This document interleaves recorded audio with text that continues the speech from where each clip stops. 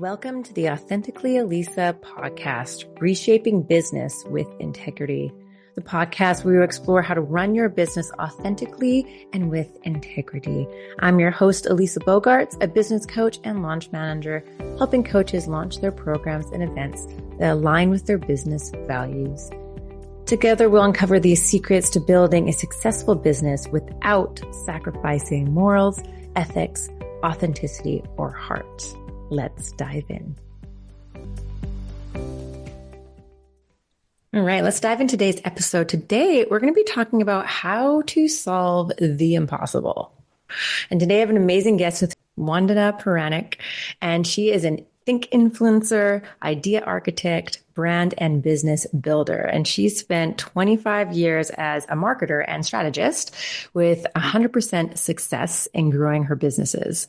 Her global insights fuel breakthrough ideas, helping solve impossible problems when nothing seems to work.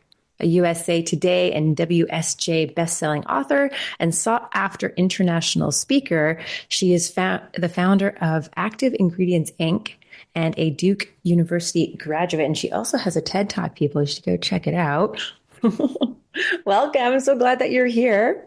Hey. Thank you. So good to be here. Yeah. So tell us, how you got into this field of work and just why you're so passionate about it. Yeah, I'm totally passionate about it. And I'm glad you asked. So as you said, I was a marketer and strategist by profession. I did that for about 25 years, and that includes corporate and consulting freelance work. And then I got bored. It was good, while it lasted, and I had a good ride. But it was starting to feel like everything it was all tasting the same. Let's just put it that way. And I'm a creature of variety. So I like doing things, very different, very quickly, and I get bored quickly. So that's what started it. And then I started to look at what was going on. And I was always blown away by the human capacity to brilliantly solve the wrong problems. And it drives me nuts. And people do it over and over and over again. And so I'm on a quest to change that. So now I teach about how to solve the impossible and the skills that you can use to help you live limitless. That is amazing.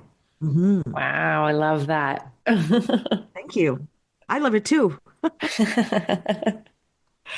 So when running your business, what does running your business with authenticity mean to you? I've always seen you as a very authentic person. You're very open and warm and all and I always found that in any of the networking events that we were in together that you're always, eager to help people and connect people. And it always came from this very genuine place. And so I'm assuming you run your business that way as well. I do. And thank you so much for saying that. I'm honored, actually. And thank you for even noticing that. A lot of people will just kind of take it and run with it and, never talk about it again. But I appreciate you bringing attention to that. Yeah, no problem. I am very authentic. I am very genuine. I care about the human being that's in every person. I'm not a transactional business person. I'm very much about building relationships. And to me, the people leave you because of the conversations they never had. So to me, it's about having those conversations, being really honest, and getting their feedback. And I actually act on a lot of feedback. It's not just lip service. I'm not just trying to make you feel good by asking your opinion, but I actually think great ideas can come from anywhere. And I live by that.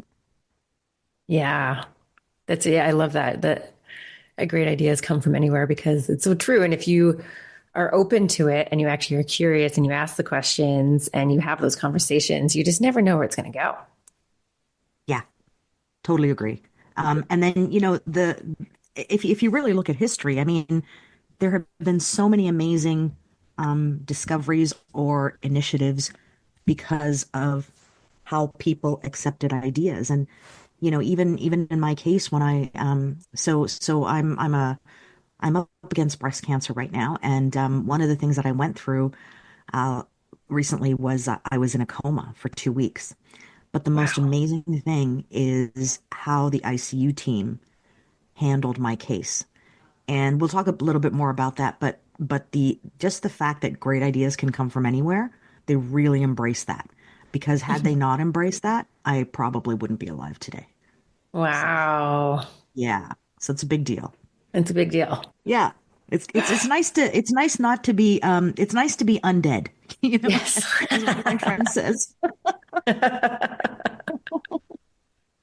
Oh, I laugh. So how do you think, because I know that, yeah, you're very well connected and probably see how different businesses are run. How do you think that we can Mhm. reshape business to be more in integrity? What do you mean by integrity? Do you mean by making it more honest? Yeah. And yeah, I think that's kind of the main thing that I sort of come from. Honesty is like a huge value of mine. And I find that, some businesses aren't so honest or some marketing isn't so honest. Yeah, yeah. And I feel like, yeah, there's so much of that in this world. And I think it's time to start reshaping business and having people, be more like in integrity with it. You know what? I'm so glad you're asking that question because one of the things that I have just recently launched is a group called What She Said. It's a posse of bad bitches doing great things. And it's a group all about lifting women.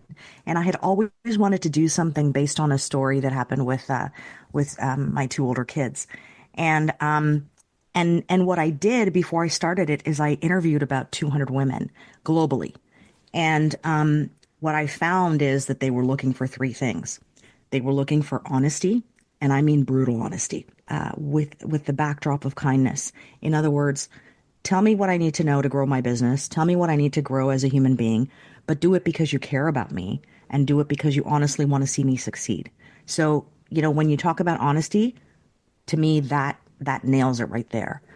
The other two things that women wanted were visibility. So not just the, speaking and the writing and speaking on podcasts, although, we love doing that. Especially great ones when you're asking great questions like this. Thank you. It's more about, when she walks into a room, she stands in her own light. She does so with self-respect, and she says her piece. People turn around and say, "What she said," yeah, what she said. That's why the name of the group is What She Said. But it gives people, when we are bad bitches, we are pretty honest. Yeah. Doesn't mean that we're usually witty. It doesn't mean that we're unkind, to me, Right. it's like the ultimate compliment, and a lot of it comes from survivorship. So that is another big part of honesty. And the third thing that people wanted, women wanted specifically, was a really airtight group, a really airtight community. And here's a group where we can actually be honest with each other. And what happens in the posse stays in the posse. And I don't know that we have that a lot in business Mm. or in relationships unless you formed a deep, close relationship with someone. And here's a place where people, from all over the world come together. They don't know each other at all.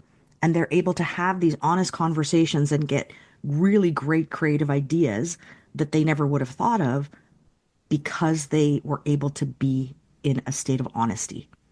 And I think all three of those reasons are what I would like to see happen more in the working world for sure. Yeah. It was so many things that you were talking about, like, because even, about the visibility thing too, because I think there's so many different aspects of visibility in business. And, Yeah. and I think that some people feel like, oh, like, you got to be this ultimate networker and you got to be running around and like, la, la, la. But I always come from a place like I'm very introverted. I don't love all that kind of stuff. But, in early 2025, I went on a cruise, the marketers cruise. Yeah, And, yeah. I I was was like, almost going to go on that actually, but I couldn't because of my health. maybe next year. Maybe next year. Next year. Yeah. Definitely going to go next year. And so my approach was just kind of different from others. And still, I met so many new people. And as I would be walking around the cruise ship, people would be saying hi to me. And it wasn't because I was being visible or in bigger gracious, I was just actually having conversations with people. I was sitting down, and like Mhm. because I'm kind of more humble, quiet, kind of, introverted, and but was still able to make a ton of really great connections because I was sort of standing in my power and but I wasn't being out there crazy powerful. Do you know what I mean? Like I was doing it in a very Yeah, I kind of, totally get it. And, from the moment that I met you, Lisa, I just knew like, okay, this is a person I have to get to know. I really commend you. I mean, it's hard sometimes being an introvert. Here's the interesting thing.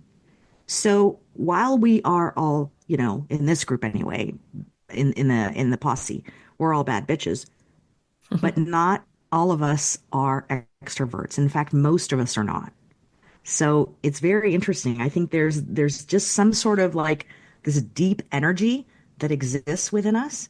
And I think when we have that opportunity to be openly honest, Yeah. it really it's like a firecracker. It creates something magnanimous. And I think also when you talk about that, having that deep honesty and being in a situation where you're open to receiving it and you feel safe and you know that everybody has, like your interest at heart, That's that right. that's when you can really be open to it and receive it. And because I find like this, I love when you say like the bad bitches um, because sometimes, we can be sort of portrayed that way. Or if I am just honest in telling somebody something or trying, my approach sometimes can be I don't know, blunt maybe is the word to describe it. But some people can kind of be like, oh, and then all of a sudden I feel like I'm the bad guy. And I'm like, no, I'm just trying to get my point across. I'm just trying to tell you something. I'm trying to be honest with you. And I'm kind of coming from that sort of like, that powerful bad bitches kind of place, but doing it in a very honest, kind way. But that kind of approach sometimes it can be off-putting for people. And then I'm always like, oh, Yeah. but I'm really But just, it's coming from such an here's amazing place. I'm just trying to help you. it is. And that's, it's really interesting because when I moved from the US to Canada, I worked at Procter and Gamble. That was my first job. Wow. And I worked there and it was really hard because um, I didn't know what it meant to be honest and be nice at the same time. Right. I never kind of put those two together. And I had a lot of learning and a lot of growing up to do, but I come from a culture, and this is where it gets really tricky because, we're a mosaic, right, of all these different Yes. cultures. And what happens is that sometimes in different cultures, we're taught, honesty is the, best policy, and, nothing matters but the truth. And, it doesn't matter if you're not really thought to think about the impact of your words as much Mm. as you are about doing what's right. And what you don't realize is, man, there's a lot of right answers. And you know what? Words matter. And the honesty is important. But if it comes from a place of really caring and kindness, it goes a long way. And I think you're one of those people. I think, that's your motivation and you say it and we're not always perfect, right? Yeah. But what I do now is I laugh a lot. I think, wit is an important element of my life. And so all of a sudden, if I realize that, oh man, if I didn't sit well, it's like, you know what? I don't think I said that very well. Let me take that back. Let's do a redo. You know, it's a retake. So it's okay to make mistakes. It's okay to do that. And I think that if organizations can live in a world where we're just more open to that and letting people be themselves, and their honest selves, but couch that with kindness, I think it would be a pretty awesome place to be in this world. Yeah, I think so too. And when you were talking about, when your experience in working and like I always had that a lot with me. And I think that my approach again was maybe a bit too harsh or maybe I didn't do it in sort of a kind, soft way, yet assertive. But I was always the person when I worked in corporate to call the elephant out in the room or to say something being like, or ask a question, the tough question that everybody in the room wanted to ask, but nobody would ask it. And I was always that Yeah, brave soul, but yeah, then I kind of sort of, not that I built a reputation, but kind of got like people would be like, oh, like, Elisa's going to ask that question, or it can be, it became sort of like a negative thing for some people that it was like, ugh, like there she goes again. But then other people who wanted to ask that question or wanted to discuss whatever the elephant in the room, they would message me privately and be like, oh, thank you so much for saying that. I wanted to say it, but I couldn't, and and so it yeah. was just Isn't so that interesting interesting? that, yeah, but Yeah, and it comes from that place of doing things right, which for me is also very much within like my purpose, and what drives me is doing things right. And so I'm gonna call things out, or I'm gonna ask questions or try and understand. Because if I don't see that it's being done right, then I'm gonna say something. Well, I think it's very possible to, call things out, but you do it by asking questions in a very sincere way. And that's Mm, okay because when you do that, the motivation is you're trying to learn, right? You're trying to understand. And that is, I think, a very honest way to approach it. So, yeah. um, when I was in my career at Kellogg's, one of my colleagues there, and he was a more senior gentleman, um, you know, it's like people think they know, but they don't really know, right? And it's okay to people aren't asking you questions always to nail you, to say, does she know it? It's Right. because they're truly trying to understand, especially if they're not as close to the project or whatever it is as you are. So be open to answering questions. I think it makes us smarter. I mean, I used to be scared of people asking questions, and now it's like, yeah, bring it on. Totally different outlook. So Yeah. we're only going to be better because of it. Yeah, I think so too. So let's talk about like how we can solve the impossible, and give us some tips on that, because I know you've got these three principles that you want to share with us. Yeah, I really live by these, and so this is what I start people off with. Oftentimes when they come to work with me, whether Nice. it's businesses or organizations of another kind or individuals, whatever it is. So the three things that I talk about is number one, solve for the outcome, not the problem. Mm, Big difference because when you do that, you totally change the rules of engagement and you come to a very different place and you are going after a goal. You're not trying to solve a problem because here's the thing. What if it's the wrong problem? As I said before, I got tired of, people brilliantly solving the wrong problem. So what if it's the wrong problem? What if it's connected to other ones? What if it's impacted by other ones? What if there are multiple right problems? What if, you don't know where it came from? What if it's a problem, the real problem is actually something you can't see even. And so the problem with the issue with being problem centric is that we become cognitively rigid.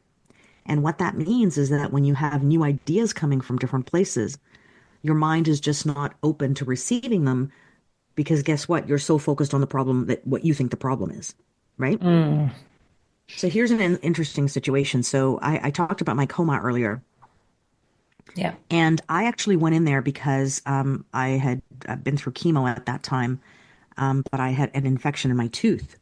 And I knew that it was an infection because I could tell it was, I've had a tooth infection before. And I said, okay, so I got to get to the hospital. Got to the hospital. And what did they see? They saw there's an infection in my tooth. And their goal was to get rid of that infection. But they got rid of the infection with antibiotics. But guess what? I actually got worse. And Oh I got no. worse and worse. So they solved for the problem, but they didn't really solve for the goal at that time. But in some cases, you have a more acute phase, and sometimes you just have to nip something in the bud. At least, it's what you know. So it's no disrespect to those people, but it's just to illustrate that they actually never really solved the real problem, because they Yeah. couldn't even see it. So Yeah. Focus on the that's wrong why part I of the ended, body. yeah, yeah, and I ended up in a coma because of that. That's Um, crazy. so, that's the first thing. The second principle that I think is really critical is always suspending yourself in a state of curiosity.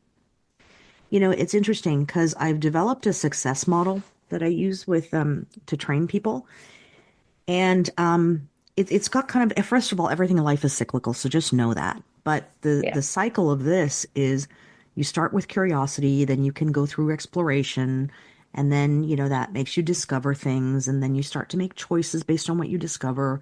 Then you have to adapt according to those choices, and then once you've done that, you have to recalibrate. And guess what? After you've recalibrated, the cycle starts again because there's something else that you'll be curious about. because it's Mm. something that will relate to what you just recalibrated to. Hmm. And it's all done via neuroplasticity. So it's a science. It's not, it's just biology. And the interesting thing though is we do this very rapidly, and the faster you do it, and the more cycles you go through, it leads to wisdom, right? It leads us to making good decisions. It leads us to making, having enough information to move forward. So that's the really big thing about curiosity. It starts a whole chain of events that is remarkable. Yeah. And it's a strategy. It's not like it's people think of it as like just some innately something that you're born with, but I'm telling you, I changed my approach to curiosity a few years ago, and it completely changed my life. You're never upset, you don't get jealous, you don't have any expectations. But here's the thing. One of the most amazing things is, let's say you and I are in conflict, right? Yep. You know, and we're at opposite ends of the fence. I mean, this has happened with me and my husband too, so it's not like it doesn't happen. It happens with everyone, Yeah. in multiple situations. I love him dearly, but we just sometimes we just disagree, and sometimes it's on really, big issues. Mm. But we disagree because we generally don't really understand the other person. So the way I approach it is, you know what? Tell me about how you got there. I'm really curious to know how you got there because that is not where I ended up at all. And I want to learn what your thought process was. So when you say that, Yeah. it all of a sudden becomes, it goes from adversarial to, a Like a more harmonious conversation. situation, Yeah. right? Yeah. A real conversation, getting back to the honesty thing there. So that's why I think Hmm. curiosity is important. Yeah. And the So third important. thing that and my ICU team was like that too. I didn't talk about them there, but they did that very much so. But the third thing I think really highlights what they did exceptionally well, and that was embracing intellectual humility.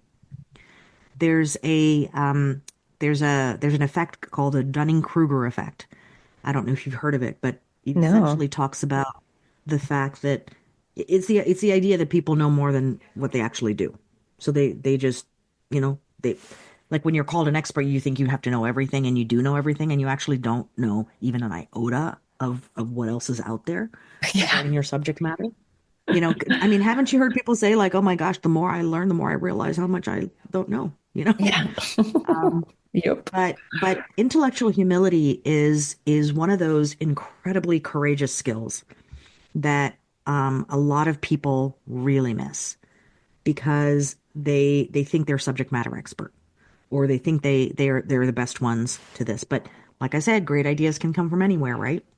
Hmm. And what happened in my case was that um, I had a team of 10 people on my ICU team. And when I was in a coma, and I'm telling you how bad I was intubated. I was on a ventilator. My hands were tied to the railings. My feet were bandaged. My eyes were taped shut. I was paralyzed. Whoa. So it was really severe. I was in a very severe condition. And Holy. they would they would meet they would meet in my room. They had these traveling trays that they pushed into each room. And 10 of them would meet in my room, and they actually included my husband too, because my husband is amazing at asking great questions. Hmm. And he has no science background whatsoever. So this is like a financial guy asking, all of a sudden if people are asking him if he was a doctor 2 weeks later. So it's quite funny. But I mean, he expressed intellectual humility as well while he was there, right? He didn't know the answer, so he asked the questions. And what happened was a lot of things were not working, and they were stumped as to what to do. But and when I say I had the best ICU team, I had a really incredible ICU team. Like the gentleman who's the lead on ventilators in the world was on my team. Wow. These people were smart people. And they were made up of students because this is a teaching hospital, and I love that because we're bringing on the next generation by doing that. It's technicians, it's researchers, it's doctors, it's surgeons, the whole bit. And somebody said, well, I think this is the way we should approach it. And then the gentleman from Singapore, who was a technician, he said, you know what? When we did it in Singapore, we did it this way and it worked like this, and it actually made a big difference. And then the lead doctor turns to that person and she says, tell me more. Tell me more about that. And it was just such this beautiful open discussion. Now, I have to say, I was not alive, well, not awake for it. But this is what, my husband tells me because he was there the entire time. And it was just, just the thought of somebody doing that is really amazing. You can, Hmm. how often do we hear like doctors like, it's hard to talk to them because they just want to shut you down because they think they're the experts. I mean, we all know my parents are both surgeons, and let me tell you, I've been in that, world a lot. Um, and so, they have a lot of pressure on them, but some stuff is not, worth arguing over because you know, it's it's just so true. But a lot of the time, when you have these cases where you don't know what the enemy is, how are you going to solve for it? How are you going to solve for that problem? Because you don't even know what the problem is, right? Right. And so, Yep. therefore, intellectual humility, learning from each other, asking questions, figuring it out together makes a huge difference. Yeah. Yeah. So, Yeah. those are the three things that I talk about. Oh, I love that. Yeah. So good. Good. Solve for the outcome, not the problem. Always be Yeah. curious because it's definitely a strategy and embrace intellectual humility. So That's right. good. So good. So good. I know. And I say that because I've lived it. You know what I mean? It's not Yeah. like this is not academic. Right. It's actually it's reality. So that's also a big difference. And I have nothing, nothing against academics. I think they're critical, but it doesn't have to be all about that, all just the academics, right? Yeah. Yeah, totally. So Yeah. so experience is a beautiful thing. Mm-hmm. Mm-hmm. Yeah, and yeah. Some of the things I thought about, like even with the first one, sort of reminded me about or something that I just like to do, like especially as a project manager, we usually have sort of retrospectives at the end of it. And, sometimes some people just love to come to those and just complain about everything, right? And I'm like, okay, look, we all know what happened. But Yeah. how can we solve it, or what can we do differently, or how can we learn, how can we improve, how can we change, and I always try and drive the conversation, try and focus it on that, because that's what's actually going to make a difference for next time. Yeah. So I was And sitting that's here why I think debriefs are so important because what did we learn, right? yeah. And therefore, what are we going to do about it? Yes. Yes. Exactly. And then the Really, curiosity really. thing, I is my favorite.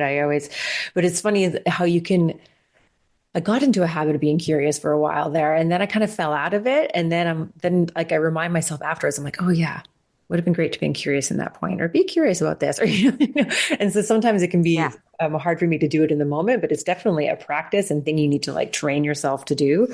Um, Yeah. but yeah, like you said, it's just such a game changer to be Yeah. curious. Yeah. Yeah. Yeah. Totally. And people don't think of it as being strategic. It's a strategic move. Like, Hmm. come on, guys. Like really wake up.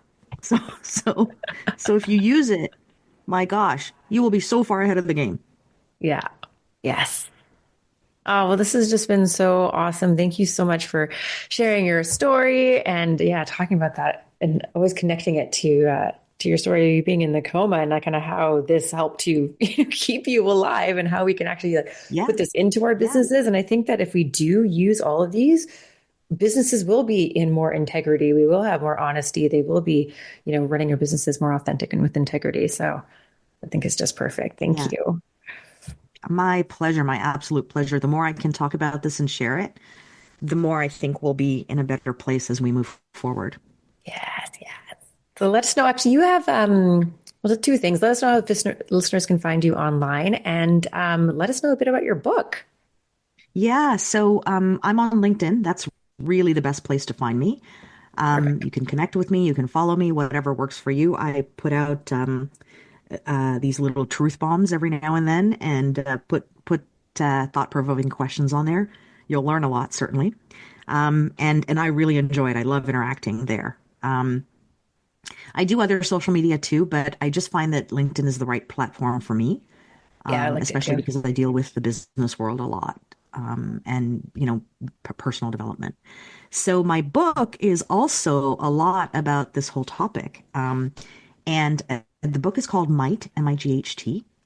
And I'll put the link in terms of how you can either get it or if you'd like to ask me anything about it.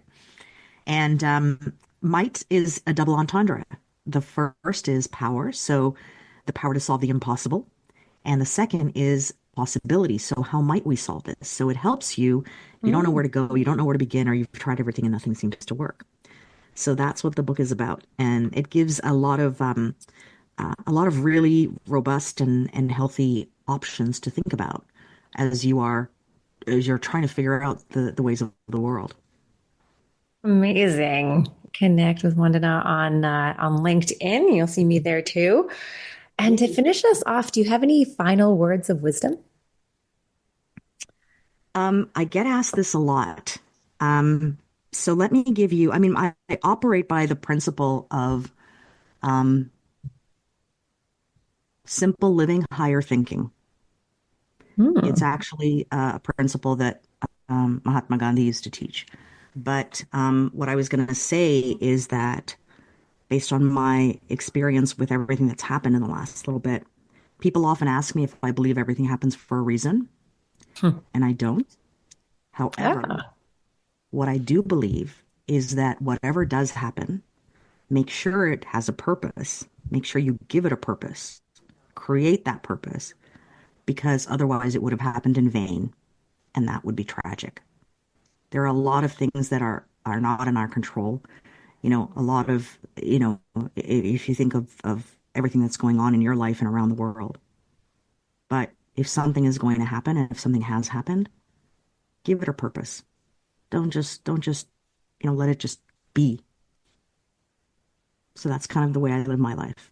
Wow, I love the very interesting perspective on that. That's so great. Thank you so much for sharing that. It's so great. This is all about, thinking differently, right? My goal is to make this world, make people be able to live limitless.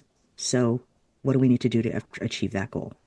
Yes, we do need to think differently for that, for sure. Exactly.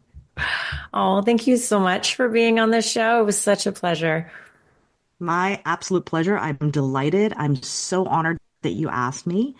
And if there's anything that I can do for you or for the folks who are listening to this, even if you just want to kind of run things by me or just calling me to talk, I'm happy to do so at any time. Oh, thank you so much for that. You're very welcome. Thank you so much for listening to this episode. I hope it inspired you to live a more authentic life. I'd love your help in inspiring more people to live authentically. So please follow, rate, and leave a review so we can create a ripple effect of authenticity. Until next time, stay true to you, be bold, and thrive on your own terms. This is Elisa, signing off authentically.